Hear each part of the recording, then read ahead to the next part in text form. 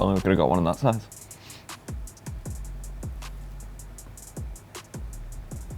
Looks big. Miss it now when it's come on. Yeah, it looks a hell of a lot bigger when you're looking at it from this angle. Imagine they would have told us all to wear the white gloves when we were lifting it though. I think for that like first one when we were pushing out before doing anthems, that song that we always pushed out to, I was always getting goosebumps for it because it was that mixed with the crowd. I was getting goosebumps. It was they were nice definitely a very memorable experience. Yeah, I think to play in a venue like Copperbox for first game, I think put a little bit of pressure on us. What do you think?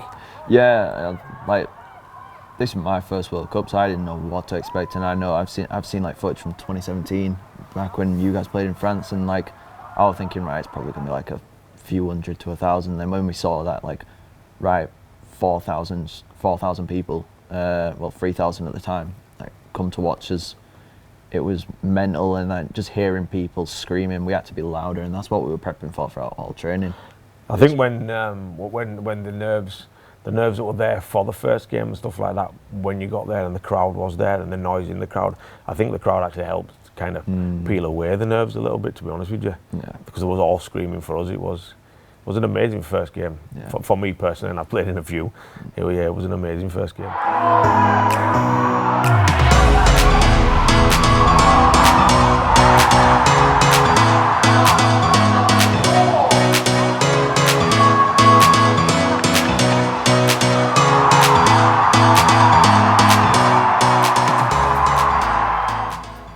Boom. Bang.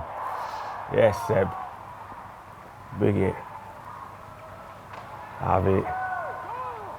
Definitely fired up for this one, won't we? Look at that connection. All up, one together. They're just a little bit of an unknown out the Australia because you don't get to see them. Well, the only footage we actually saw prior to this was the State of Origin. Which is really not that. I just did too much. Yeah, I was thinking 2 steps ahead, to be honest. And that fired them up even more, you know. Oh yeah. Because obviously first game, they're in there. We were a little bit overcautious, I think, in playing them. Jack had bigged them up. Yeah. First game, got to beat them. But yeah, that even fired them up even more, scoring first. I was thinking too much, really. That's all I was doing. I was thinking too much ahead. I should have just caught. I knew straight away, just catch ball and just risk the dropout more than a try. So, I mean, it was just trying to just keep composure throughout that whole time, really. That's the main thing that we were looking at throughout the whole tournament, because if we're the most composed team, then we can win and we can overcome adversity. I think going 6-0 down, we was always going to win, my opinion, but I think going 6-0 down actually made the game more entertaining from a spectator point of view, because it did give Australia a little fire in the belly. Yeah. So that they were coming out. Australia come up with some big hits, some big hits in that first half. They were wanting to make a statement and prove a point, and them going 6-0 up gave them that little bit more excitement to do that. So I think it made for a good game. It's like, especially with what Jack was saying about how their relationship was at the start. Because all these players, it was either they played in State of Origin for even New South Wales or Queensland. And it was two teams playing for one nation. Yeah, they were united, which we knew. But again, they're working off Jack's teachings, so they're always going to get better if Jack's coaching them. Oh, so yeah. That is what it is. Yes, Joe. He can. It's just little shoulder roll on him, bless him. He's just hit those gaps. The crowd were good though throughout all of them. He looks very serious, doesn't he? Oh yeah.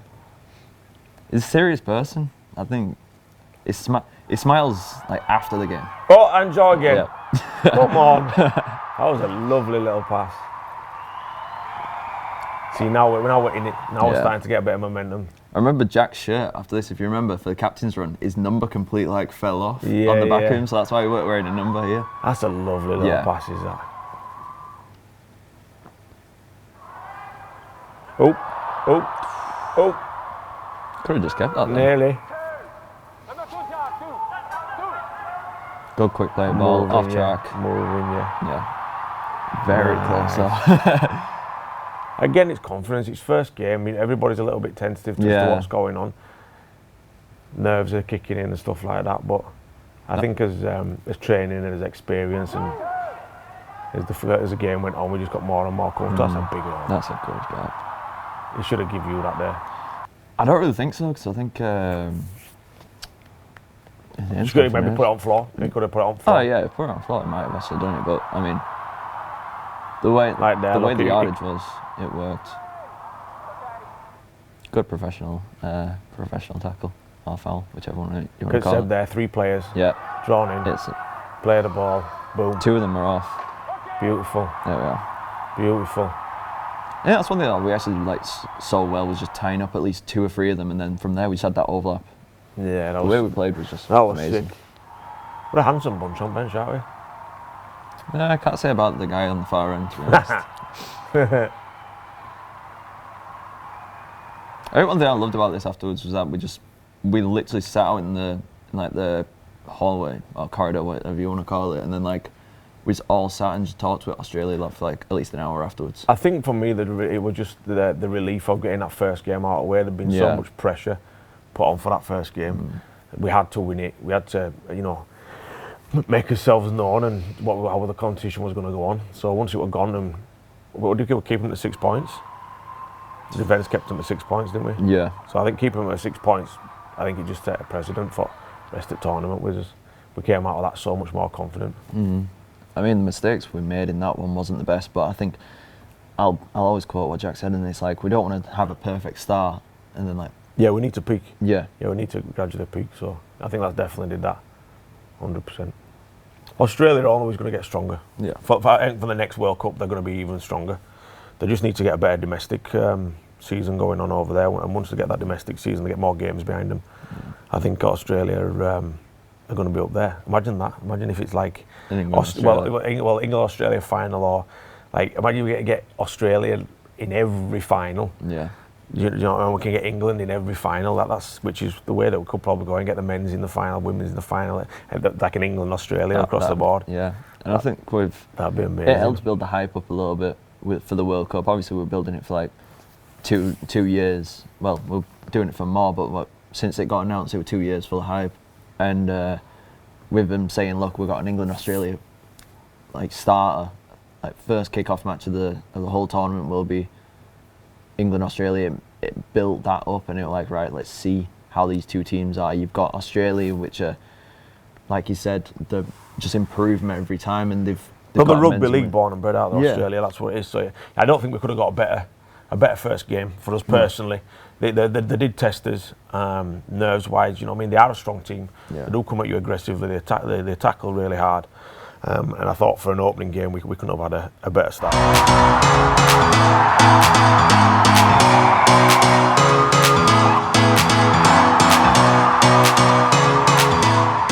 Different atmosphere though. I bet what you've done in past World Cups where it's you've been. Yeah, it was sick. It was. So the 17 World Cup in France, even that first game smashed that for atmosphere. Smashed it. Especially the autograph signing afterwards. That was good. We're all inclusive. It just made us all feel like you were part of the crowd. Everybody could get involved. It was good. Well, I don't know if you remember. I think you might have taken coach back, but we were walking back after the Spain game. We were walking back after that, walking back to the hotel because we wanted to watch the Ireland game. And then all we were getting as we were walking back was just, congrats, all this. You actually were with us, I remember. Yeah. That's when they had a football recognition. It was an unseen recognition that we'd not had before. Yeah, it was good. It was weird. First game was sick.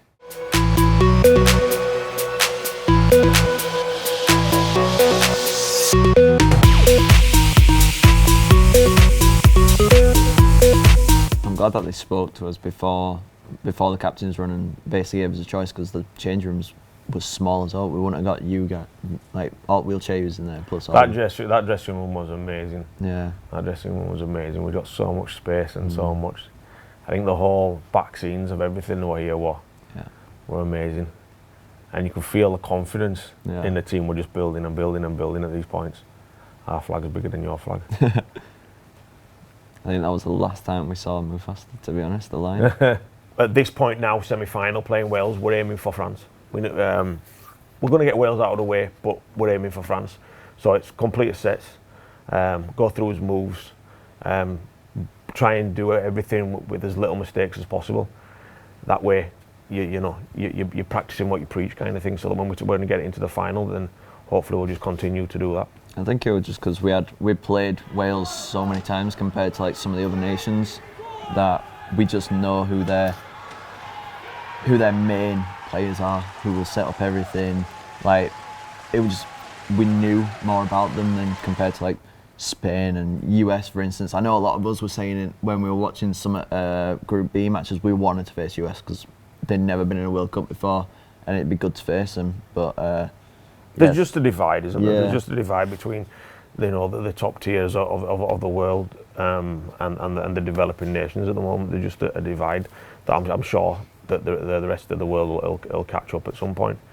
And there's just a big divide between England and France and the rest of the world. Jack is like a little racing snake. yeah, it's that morale booster, really, and just with his speed, his evasiveness, like especially just setting people up. He's not a selfish player that wants to play on his own. He has the skills the way he could run around the whole team if he wanted to. But he chooses to set up for that next play and get it to someone else, really. So I think that's just what really helps, and we all have that, but no one can do it to the same style as So Jack, what Jack really. does is Jack leads by example.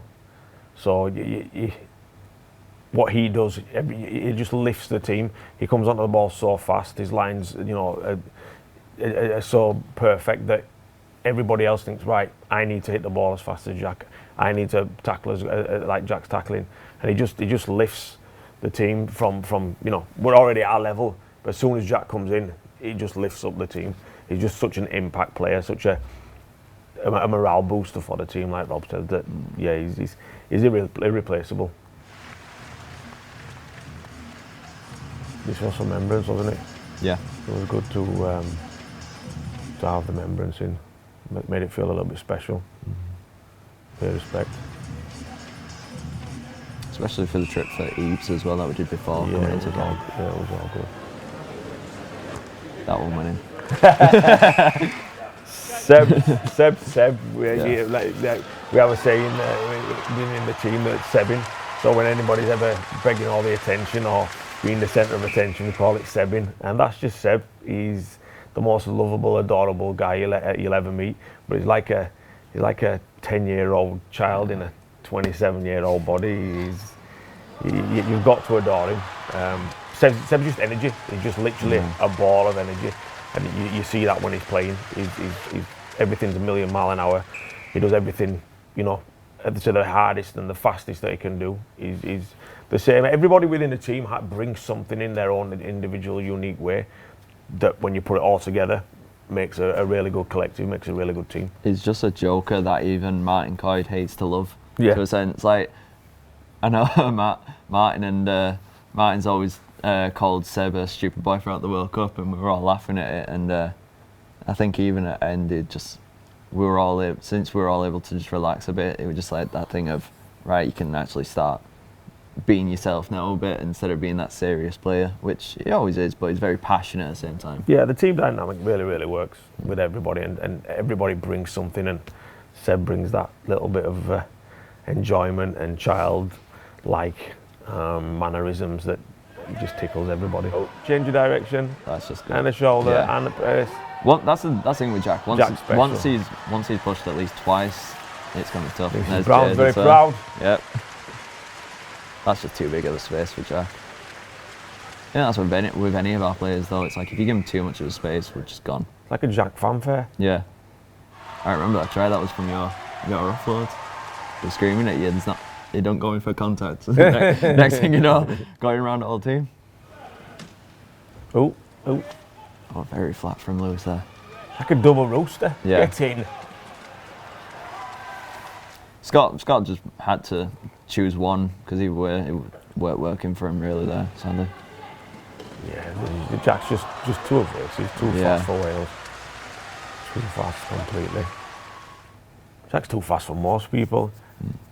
If you don't defend his chair, No. he's gone. He's gone. And Jack again, and turn. we'll spin, And we're going in. Too much gap. Like a dance. Yeah. Left, right, and through. That's what I meant by when we were saying It wasn't me in the defensive line that we had. It were on about just him. Him going forward. Yeah, him going forward. See, they're still going back on defence. Yeah, bang. 2 big holes. You can't leave him that. World's best player, for God's sake. Not anymore. Yeah, subjective. I think they just couldn't give him golden boot twice. Yeah, it's tough to like say anything on Jack's performance when it's just like it's the same thing, but it's just flashy at the same time. Oh, dip his shoulder and he's gone. You have to think as well, though, he's not getting the games either in Australia that it would be if he was over here. Yeah, and he's still an amazing player. Yeah, Feel the love. Yeah. It's nice to see what the crowd were doing because obviously you can't see it all the time, you know, when you're on pitch. Yeah, because you can't like take a second to like take it all in. So it's nice to see that they're actually having fun and enjoying themselves. That was great. And that's why we never let Joe kick as well. That's why we never let him kick. Good lucky set of kids, them, you know. Yeah.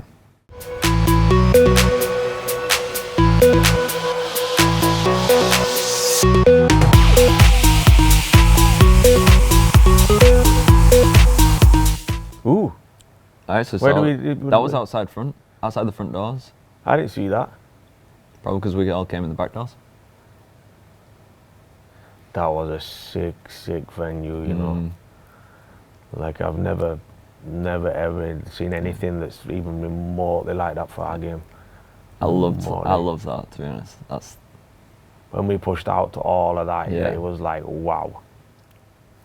Funny enough, I literally watched it like 2 days ago. I watched the match back 2 days ago, and they got the whole fireworks going in, and yeah.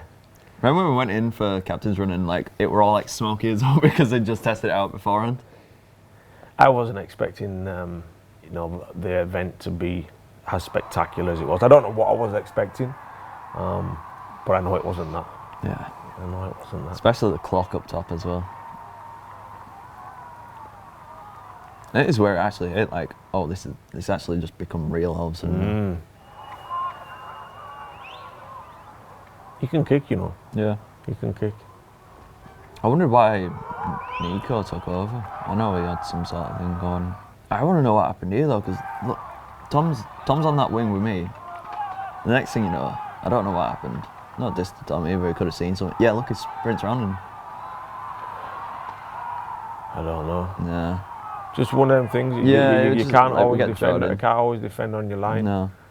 But we could have bowed his heads here. Do you know what I mean? This could have been a moment where his heads would have gone down and they'd have started to run away with it, but we didn't. This is where, as professionalism came in and as training and everything like that, that could have been a turning point. I was watching it back at half time of this match. Martin Norris was even saying, JJ Chalmers went, oh, how do you see this going? Or something like that. And, well, what do you see from second half? And Martin just simply went, England win by 4. Rah. Hello. I loved our like bench reaction to that. Yeah, that was. The bench. I got goosebumps. Yeah. I think for me it was like, please don't let us go to golden point.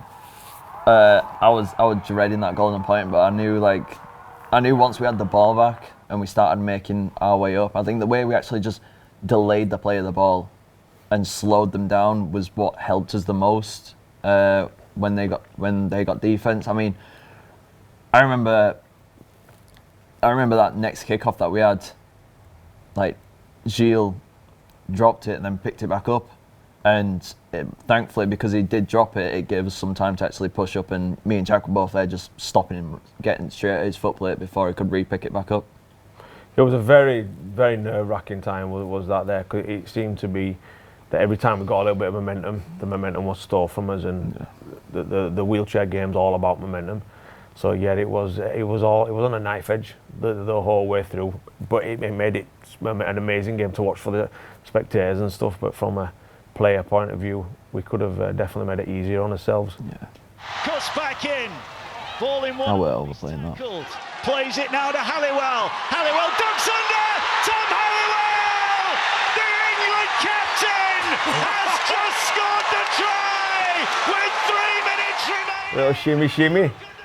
And we knew we got it at this point. Yeah. Because remember when we the training session before, we'd just control the ball for 2 minutes. Remember, couldn't get tackled. We just controlled for 2 minutes. Yeah. And I looked up at Clocky and I'm thinking, we've got 2 minutes to go. we've got this. I know we can slow the ball down. We can control everything for 2 minutes because we'd already done it in training. Yeah. And we had numbers as well. That was Seb. That. Yeah. Seb on that line through just took the attention. Yeah. Look, Seb coming hard. Gio didn't know what to do. Gio honestly thought it was going to Seb then. He's a good all-round leader. He's very uplifting. He knows when to tell us, when to tell us, right, we need to do this, or we need to really calm it down. And he's a very authoritative figure within the team, especially throughout this World Cup and the preparation leading up to it. He's just a good all-round kid. You know, he does all the things that a captain's supposed to do. You know what I mean? He does the press. He does the thing. He's got the team. Yeah, he's a good all-round kid. He's a good egg. He just opened up for literally, because when I seen it, when I was watching it at the time from the sideline, and I seen it, there was nothing on, and about Seb's made that run across the back, Gilles turned into him, and it just opened up for Tom, and I was like, ooh, and then he scores, and I was like, yeah, we've got this. This is us. But then there was there was a conversation about whether it was the tries to be allowed.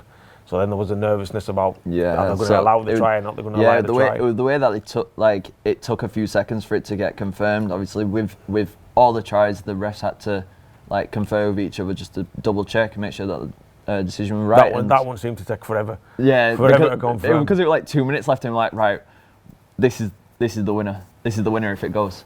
So yeah, once Tom put the ball down there and they confirmed the try, I just knew we got it from there on. It was. So it's like you can see the trophy, but you haven't lifted it yet. I loved this as well. Look, just control slowing it down, control it. We got this. Take it off, put it back on. This packed out arena, England are almost there. England are the World Cup champions for the first time since 2008. The second time in their history. The emotion just poured out. That was ridiculous. Tom literally even said that he just collapsed to the floor. Yeah. We all knew Seb were going to cry. Yeah. I didn't think we was all going to cry, but yeah, that was. I was literally on the floor. I couldn't sit up for a few seconds. I was literally right there. Everyone else is hugging. I'm just there on the floor. Yeah, to be in England as a home World Cup, to lift the World Cup, I don't think you can get anything more special than that. It's going to be definitely a memory to hard one to beat. Is that definitely a hard one to beat? It's indescribable. You've got excitement. You've got nervousness. You've got crying. It's a whole bundle of emotions into one, and even you were crying as well. You were crying. Yeah, your tears were going, and you were holding them back as best you could. It was a madness. Yeah. For me personally, I've said it before that the World Cup's the only trophy that I haven't lifted in my playing career. So for me, it was like a pinnacle moment, as in, okay, so I've got the one that's eluded me for so many years, but then to do it with this team. This is the most connected team that I've been in throughout my playing career internationally. And we spoke earlier about how we wanted to progress. We knew when we played Australia in the first game that it was at a level, but we knew we had a lot more in the tank, and we peaked as the tournament went on, and we did peak when we hit the final. But I still thought we had 30% left in the tank if needed. I think we outpushed France. I think we outplayed France, and you then lift it. It's like, okay, well, it's just we've worked for this, and we're here. It's a very hard emotion to put into words. I think it was like that, especially the players that played in 2017. I know Seb was. I'll always mention Seb because he was the most emotional one throughout this World Cup. Seb's always an emotional one. Yeah. But that 2017 one is definitely one that haunted him. It definitely haunted him, and I think just when that final whistle went, he was just able to let those emotions out and let those happy tears go, because he got the revenge from 2017, and a lot of players. I know I was crying just because we won it, and I'm holding 100% record now, so. I mean, first one you played in for your Gold Cup first winner. one, and I got the World Cup trophy. So I mean, I'm done from international level now. I That's don't need to do anything else. now. Retire on top. That's a special moment for Martin as well. Like Martin and the whole Coyd family. Like I loved that video. From Martin and Tom's perspective, with what they've done to help us get the facilities that we needed for this year, all of the staff that they were able to bring in to help us, like. Them two have had a big role alongside John McMullen. Them three altogether, they've had like a massive role within helping us lift that trophy, and I think just lifting that at the end of that game just really just was a massive thank you, and like we couldn't have thanked them more for it. And I remember we wouldn't have been there if it hadn't have been, especially John McMullen, Martin Coyd, and Tom Coyd. If it hadn't been for them three pushing and pulling in the direction and everything behind the back scenes, we wouldn't be the team that we are today, and we definitely wouldn't have been lifting that trophy. This is what it's all been about. Beaten finalists in the last 2 World Cups for the second time in their history. England are wheelchair rugby league World Cup winners. Tom Halliwell lifts the trophy. I want to know whose bright idea it was to use the confetti, to be honest. We were all tied up in it afterwards. Come on. I remember that night. Come on. 5 a.m. I remember bits of it. I see photos afterwards. Those glasses that I had, I got those thrown to me by someone in the crowd. I was trying to find him later on, and I couldn't find him. So I just kept him with me throughout the whole night. I think it's like, I've constantly showed this round. I've done a few test sessions for Halifax, and I think with just showing it to some kids and like even the adults as well, it's more special. And I know the first thing they always say, I've had a few questions, and that is it real gold? And I've said, I don't know, but I'm not asking that because I'm not bothered. It's a medal anyway, and it's a one-time thing, and it's always a memory. It's the team. I'll always remember this as the team that we won the World Cup on home soil with. So I know it means everything to me, like we just spoke about, because it's the one that I didn't have.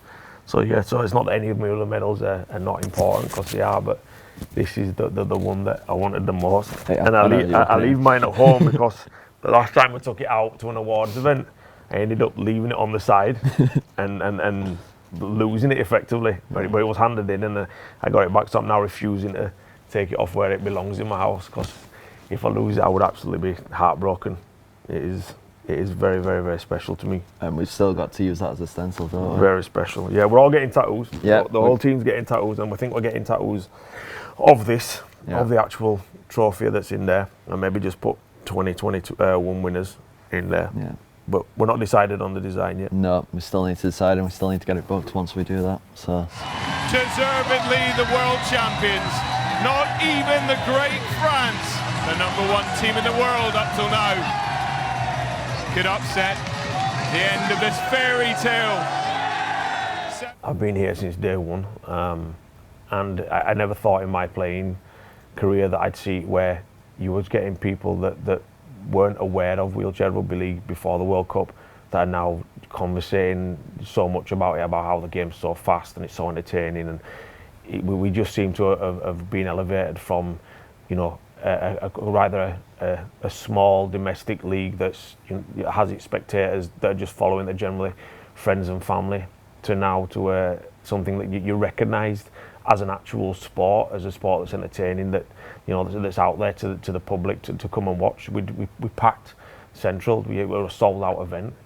Never in my life did I think I'd be playing where we'd be on terrestrial TV, packing stadiums, up for Sports Personality Team Award. Like it's an absolute amazing place to be in that I never thought that I'd be involved in. It can only get better. There's so many people now that I wanted to take up the sport that I'm supposing didn't not want to take up the sport, didn't even realise it was there, but now realise it was there and see how fast and entertaining and how accessible it is and inclusive that it is. That it's an amazing place to be in, is the game right now. For the game in general, more nations for a World Cup, and then more teams, and then for like the league, like the England in general, it's like it opens up a new pathways where we can have an inclusive World Cup where we're alongside the men and the women again. So it opens up many pathways. I think with like when you search up wheelchair rugby, it's always just showing up with murder ball from the Paralympics. And whenever you spoke about it, people are thinking that it's the Paralympic one. I've seen it on TV. No, yeah, but now it's like we can actually say wheelchair rugby league. We play it, and it's like people have done that. It's kind of cemented itself in history, and winning, you know, England winning it at an England World Cup in England, where you've kind of cemented your place in history now, moving forward. So yeah, it's a very exciting time to be in it.